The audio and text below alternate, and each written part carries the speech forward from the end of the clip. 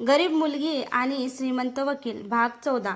कोर्टात मावशीने सईकडे पाहिलं. मी तुझ्या विरुद्ध नाही सई. मी तुला वाचवण्यासाठी इतकी वर्ष शांत राहिले. अथर्वने विचारलं. मग बनावट कागदपत्र कोणी तयार केली? मावशीने एक फाईल पुढे केली. शरद काकांचा वापर करून हे सगळं दुसऱ्याच व्यक्तीने केलं. सईने फाईल उघडली. त्यात बँकेचे व्यवहार, जुन्या सईचे नमुने आणि काही पत्र होती. अथर्वने सगळे कागद काळजीपूर्वक पाहिले. अचानक त्याला एका कागदावर एक नाव दिसलं. हे नाव? सईने विचारलं. कोणाचं नाव? अथर्व म्हणाला. माझ्या वडिलांच्या जुन्या व्यावसायिक भागीदारांचं. विराजने सांगितलं. तुझ्या वडिलांच्या मृत्यूनंतर त्यांनी काही जुन्या कागदपत्रावर नियंत्रण मिळवलं होतं, पण सईच्या बाबांनी त्याच्याविरुद्ध पुरावे जमा केले होते. सईला धक्का बसला. म्हणजे माझ्या बाबांना धोका त्यांच्याकडून होता? विराज म्हणाला. कदाचित, पण हे सिद्ध करण्यासाठी अजून एक पुरावा आवश्यक आहे. अथर्वने फाईलमधील शेवटचं पान उघडलं. त्यावर एका जुन्या लॉकरचा नंबर लिहिलेला होता. हा लॉकर अजूनही अस्तित्वात असेल तर त्यात सगळं सत्य असू शकतं. सई म्हणाली. मग आपण तो लॉकर शोधूया. अथर्वने मान हलवली. यावेळी कोणालाही आपल्या आधी तिथे पोहोचू देणार नाही. पण दुसऱ्या दिवशी बँकेत पोहोचल्यावर त्यांना धक्काच बसला. अधिकाऱ्यांनी सांगितलं. हा लॉकर कालच कोणीतरी उघडला आहे. अथर्व आणि सई एकमेकांकडे पाहू लागले. काल? अधिकाऱ्याने मान हलवली. हो, आणि लॉकरमधून फक्त एकच वस्तू गायब आहे. सईने घाबरून विचारलं. काय? अधिकाऱ्याने उत्तर दिलं. सईच्या वडिलांची मूळ डायरी. सईला डायरी गायब झाल्याचं कळताच मोठा धक्का बसला. अथर्वने बँक अधिकाऱ्याला विचारलं. लॉकर कुणी उघडलं? अधिकाऱ्याने नोंद तपासली. अधिकृत कागदपत्रानुसार लॉकर सईच्या वडिलांच्या जुन्या प्रतिनिधींनी उघडली आहे. सईने आश्चर्याने विचारलं. पण त्यांना तर या लॉकरची माहितीच नव्हती. अथर्वने CCTV तपासण्याची विनंती केली. व्हिडिओमध्ये एक व्यक्ती लॉकर उघडताना दिसत होती. चेहरा स्पष्ट नव्हता, पण त्याच्या हातात एक चांदीची अंगठी होती. सईने स्क्रीनकडे पाहताच ओळखलं.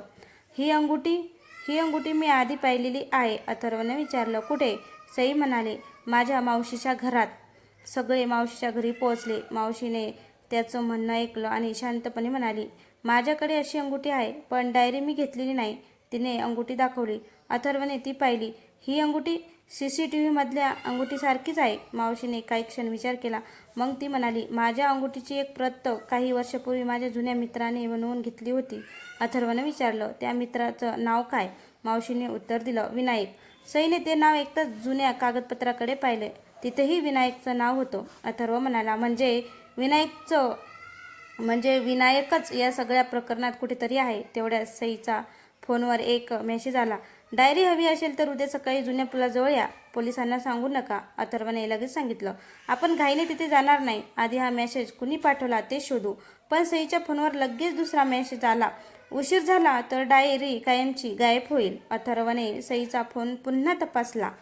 मेसेज पाठवणारा नंबर काही क्षणांनी बंद झाला होता. अथर्व म्हणाला. आपण एकटे तिथे जाणार नाही. आधी सगळं सुरक्षितपणे तपासू. सईने मान हलवली.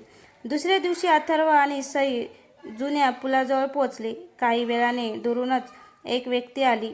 त्याच्या हातात काळी बॅग होती. तो जवळ आला आणि म्हणाला. तुम्ही डायरीसाठी आला आहात का? अथर्वने विचारलं. तुम्ही कोण? त्या व्यक्तीने बॅग उघडली. आज सईच्या वडिलांची जुनी डायरी होती. सईने डायरी पाहताच ओळखलं. तो माणूस म्हणाला. ही डायरी मी चोरलेली नाही. तुमच्या वडिलांनी ती माझ्याकडे सुरक्षित ठेवली होती. अथर्वने विचारलं. मग इतकी वर्ष तुम्ही ती का लपवली? तो म्हणाला. कारण डायरीमध्ये अशा व्यक्तीचं नाव आहे ज्याच्यामुळे तुमच्या दोन्ही कुटुंबाचं आयुष्य बदललं. सईने घाबरत डायरी उघडली. पहिल्या काही पानामध्ये जुने व्यवहार आणि तारखा होत्या. शेवटच्या पानावर एक नाव लिहिलं होतं. विनायक देशमुख. अथर्वच्या चेहऱ्यावर आश्चर्य उमटलं. विनायक? माझ्या वडिलांचा जुना भागीदार? त्या व्यक्तीने मान हलवली. हो, पण हे फक्त नाव नाही. या डायरीत त्याच्या विरुद्धचा पुरावाही आहे. अथर्वने विचारलं. मग तुम्ही आम्हाला ही डायरी आत्ताच का देत आहात? तो म्हणाला. कारण आता सत्य लपवणं योग्य नाहीये. सईने डायरीचं शेवटचं पान उघडलं. त्यावर तिच्या वडिलांनी लिहिलं होतं. जर ही डायरी सईपर्यंत पोहोचली असेल तर समजा माझ्यावर विश्वास ठेवणाऱ्या व्यक्तीनेच मला फसवलं आहे. सईने अथर्वकडे पाहिलं. बाबांनी कोणावर विश्वास ठेवला होता? अथर्वने डायरीतील पुढची ओळ वाचली आणि त्याचा चेहरा अचानक बदलला. कारण त्या ओळीत लिहिलं होतं. माझा सर्वात जवळचा मित्र विराज. विराजचं नाव डायरीत पाहून सई आणि अथर्व दोघेही स्तब्ध झाले. सईनं विचारलं. म्हणजे विराज काकांनी बाबाचा विश्वासघात केला? अथर्वने डायरी पुन्हा तपासली. नाही, इथे फक्त त्यांचं नाव आहे, पूर्ण सत्य अजून बाकी आहे. डायरीच्या पुढच्या पानावर एक नोंद होती. विराजवर संशय घेऊ नका, तो माझ्यासाठी पुरावा सुरक्षित ठेवत आहे. अथर्वने सुटकेचा श्वास घेतला. म्हणजे विराज दोषी नाही. पण लगेच पुढच्या वेळीने सगळ्यांना पुन्हा धक्का दिला. खरा विश्वासघाती माझ्या अगदी जवळ आहे. सईने विचारलं. मग तो कोण आहे? अथर्वने डायरीतील काही तारखा जुळवल्या. एकाच दिवशी 3 ठिकाणी व्यवहार झाले होते. बँक, कार्यालय आणि जुनगर. या तिन्ही ठिकाणी एका व्यक्तीची सही होती. ही सही. अथर्व थांबला. सईने विचारले. कोणाची? अथर्व म्हणाला. माझ्या काकांची. तेवढ्यात अथर्वच्या फोनवर काकाचा कॉल आला. अथर्व, लगेच घरी ये. तुझ्या वडिलांच्या जुन्या कपाटात मला काही महत्त्वाचं सापडलं आहे. अथर्वला संशय आला. तो म्हणाला. काका, ते काही हलवू नका, आम्ही येतो. कॉल कट झाला. अथर्व आणि सई घरी पोहोचले. काकांनी एक जुना बॉक्स त्यांच्यासमोर ठेवला. हा बॉक्स तुझ्या वडिलांनी माझ्याकडे ठेवला होता. बॉक्समध्ये एक पेनड्राईव्ह होती. अथर्वने ती लॅपटॉपला जोडली. त्यात एकच व्हिडिओ होता. व्हिडिओ सुरू झाला आणि स्क्रीनवर अथर्वचे वडील दिसले. ते म्हणत होते. जर हा व्हिडिओ तुम्ही पाहत असाल तर समजा माझ्या मृत्यूमागचं सत्य आता समोर येण्याची वेळ आली आहे. अथर्व आणि सई एकमेकांकडे पाहू लागले. लॅपटॉपच्या स्क्रीनवर अथर्वचे वडील दिसत होते. ते गंभीर आवाजात म्हणाले. अथर्व, हा व्हिडिओ तुला खूप उशिरा मिळत आहे, पण आता सत्य लपवण्याचं कारण नाही. अथर्व शांतपणे स्क्रीनकडे पाहत होता. व्हिडिओमध्ये पुढे ते म्हणाले. सईच्या वडिलांनी मला काही महत्त्वाचे कागद दिले होते. त्या कागदामध्ये एका मोठ्या आर्थिक गैरव्यवहाराचा पुरावा होता. सईला धक्का बसला. म्हणजे माझे बाबा हे सत्य उघड करणार होते? अथर्वने मान हलवली. व्हिडिओ पुढे सुरू झाला. पण आमच्या जवळच्या व्यक्तीने हे कागद मिळवण्याचा प्रयत्न केला. अचानक स्क्रीनवर एक जुना फोटो दिसला. फोटोमध्ये अथर्वचे वडील, सईचे वडील आणि विनायक तिघेही उभे होते. खाली तारीख लिहिलेली होती. अथर्व म्हणाला. ही तारीख बाबांच्या मृत्यूच्या काही दिवस आधीची आहे. तेवढ्यात व्हिडिओमध्ये अथर्वच्या वडिलांचा आवाज पुन्हा आला. विनायकवर विश्वास ठेवू नका. सगळे स्तब्ध झाले. व्हिडिओच्या शेवटी त्यांनी एक पत्ता सांगितला. खरं सत्य जुन्या बंगल्यातील अभ्यासिकेत आहे. तिथे एक गुप्त कप्पा आहे. व्हिडिओ बंद झाला. सईने अथर्वकडे पाहिलं. आपल्याला तिथे जावं लागेल. अथर्व म्हणाला. हो, पण यावेळी आपण सावध राहू. दोघे जुन्या बंगल्यात पोहोचले. अभ्यासिकेत बराच शोध घेतल्यानंतर अथर्वला एका पुस्तकांच्या कपाटामागे छोटा कप्पा दिसला. कप्पा उघडला. आत एक जुना करार आणि काही फोटो होते. अथर्वने करार उघडला. पहिल्या पानावर सईच्या वडिलांची सही होती, पण दुसऱ्या पानावर लिहिलं होतं. या कराराचा खरा वारसदार सई नसून अथर्व. पुढचं पान वाचणार इतकेच दिवे बंद झाले. अचानक संपूर्ण अभ्यासिकेतील दिवे बंद झाले. सई घाबरली, पण अथर्वने शांतपणे तिची खात्री पटवली. घाबरू नकोस, मी इथेच आहे. काही क्षणांनी दिवे पुन्हा लागले. मात्र टेबलावर ठेवलेला जुना करार गायब झाला होता. अथर्वने लगेच दरवाजाकडे पाहिलं. दरवाजा आतून बंद होता. खिडकीही बंद होती. सईने वहीत लिहिलं. मग करार गेला कुठे? अथर्वने खोली नीट पाहिली. त्याला जमिनीवर एक छोटासा कागद सापडला. त्यावर लिहिलं होतं. सत्य शोधायचं असेल तर जुन्या वकिलाच्या कार्यालयात जा. दोघे तिथे पोहोचले. अथर्वने आपल्या वडिलांचं जुनं टेबल उघडलं. एका ड्रॉवरमध्ये त्याला एक लहानशी किल्ली आणि एक फोटो मिळाला. फोटोच्या मागे लिहिलं होतं. ही किल्ली त्या व्यक्तीची आहे ज्याच्यावर मी आयुष्यभर विश्वास ठेवला. सईने विचारलं. ती व्यक्ती कोण? अथर्वने फोटो नीट पाहिला. फोटोमध्ये विराज, सईचे वडील आणि अथर्वचे वडील होते. अथर्वने किल्ली एका जुन्या कपाटाला लावली. कपाट उघडताच आत एक फाईल सापडली. फाईलमध्ये एक महत्त्वाचा दस्तऐवज होता.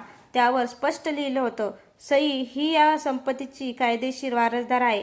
सईच्या डोळ्यात आनंदाचे अश्रू आले. पण फाईलच्या शेवटी आणखी एक कागद होता. त्यावर लिहिलं होतं. सईला तिचा हक्क मिळाल्यानंतर संपत्तीचा एक भाग एका अनाथ मुलीच्या शिक्षणासाठी वापरावा. सईने हसत मान हलवली. बाबांची इच्छा मी नक्की पूर्ण करीन. तेवढ्यात अथर्वच्या फोनवर कॉल आला. समोरून आवाज आला. अथर्व, विनायकला पोलिसांनी पकडलं आहे, पण त्याने एक नाव सांगितलं आहे. अथर्वने विचारलं. कोणाचं? समोरून उत्तर आलं. तुझ्या काकांचं. अथर्वच्या चेहऱ्यावरचे भाव बदलले. विनायकने अथर्वच्या काकाचं नाव घेतल्याचं ऐकून अथर्वला मोठा धक्का बसला. सईने त्याच्याकडे पाहिलं. तुला वाटतं का तुझे काका यात सहभागी आहेत? अथर्व काही क्षण शांत राहिला. मला सत्य जाणून घ्यायचं आहे. कोणावरही फक्त संशयावरून विश्वास ठेवणार नाही. दोघे पोलीस ठाण्यात पोहोचले. विनायकने सांगितलं. मी सईच्या वडिलांना फसवलं नाही. मला फक्त त्या कागदपत्रांचा गैरवापर करण्यासाठी भाग पाडलं गेलं. अथर्वने विचारलं. कोणी? विनायकनं एक नाव सांगितलं. अथर्वच्या चेहऱ्यावर आश्चर्य उमटलं. हे शक्यच नाही. ते नाव होतं शरद काका. सई म्हणाली, पण त्यांनी तर कोर्टात आपली बाजू घेतली होती. विनायक म्हणाला, त्यांनी तुमची बाजू घेतल्याचं नाटक केलं होतं. त्यांना सईच्या वडिलांच्या संपत्तीची कागदपत्र हवी होती. अथर्वने लगेच जुन्या फाईल तपासल्या. त्याला अनेक कागदावर शरद काकांची सई दिसली. अचानक सईच्या फोनवर मावशीचा कॉल आला. मावशी म्हणाली, सई, मला तुझ्याशी एक महत्त्वाची गोष्ट सांगायची आहे. सईने विचारलं, काय मावशी? मावशी म्हणाली, शरद काका एकटे नव्हते. त्यांच्या मागे अजून एक व्यक्ती आहे. सई थपकली. कोण? मावशी काही क्षण शांत राहिली. मग म्हणाली, तुझ्या वडिलांचा सर्वात जवळचा मित्र. सईला धक्काच बसला, कारण त्या व्यक्तीचं नाव तिला आधीपासून माहिती होतं. विराज. मावशीने विराज हे नाव घेताच सई काही क्षण शांत झाली. अथर्व म्हणाला, मावशी, तुम्हाला खात्री आहे का? विराज काकांनी तर आत्तापर्यंत आपली मदत केली आहे. मावशी म्हणाली, माझ्याकडे पुरावा आहे, पण तो पाहिल्याशिवाय माझ्यावर विश्वास ठेवू नका. सई आणि अथर्व मावशीकडे गेले. मावशीने एक जुनी फाईल उघडली. त्यात सईच्या वडिलांनी लिहिलेलं पत्र होतं. माझ्या मृत्यूनंतर माझ्या मुलीला मदत करणाऱ्या प्रत्येक व्यक्तीवर विश्वास ठेवू नका. माझ्या जवळचा मित्रही या कटात सामील असू शकतो. अथर्वने पत्र पुन्हा वाचलं, पण इथे नाव नाही. मावशीने दुसरा कागद पुढे केला. त्यावर एका जुन्या व्यवहाराची नोंद होती. या व्यवहारावर विराजची सही होती. सईच्या डोळ्यात अश्रू आले. मग त्यांनी माझ्या बाबांना का फसवलं? तेवढ्यात दार उघडलं. समोर विराज उभा होता. तो शांतपणे म्हणाला, हो, माझी सही आहे, पण तुम्ही जे समजत आहात ते सत्य नाही. अथर्वने विचारलं, मग खरं काय आहे? विराजने एक पेन ड्राईव्ह पुढे केली. यात तुझ्या वडिलांनी माझ्यावर ठेवलेला शेवटचा विश्वास आहे. अथर्वने पेन ड्राईव्ह लॅपटॉपमध्ये लावली. स्क्रीनवर सईचे वडील दिसले. ते म्हणत होते, विराजवर संशय घेऊ नका. मी त्याला मुद्दाम चुकीच्या कागदावर सही करायला सांगितली होती, जेणेकरून खरा कट रचणारा समोर येईल. सईला धक्का बसला. मग व्हिडिओच्या शेवटी तिच्या वडिलांनी एक नाव घेतलं, शरद. व्हिडिओ अचानक बंद झाला. अथर्वने सईकडे पाहिलं. म्हणजे शरद काकाचं सत्य आता समोर आणावंच लागेल. तर मित्रांनो, तुम्हाला हा भाग कसा वाटला? भाग आवडला कमेंट करून नक्कीच सांगा. आणि हो, आपल्या चॅनलवर कोणी नवीन असेल तर चॅनलला सबस्क्राईब करा, जेणेकरून माझा येणारा प्रत्येक कथा तुमच्यापर्यंत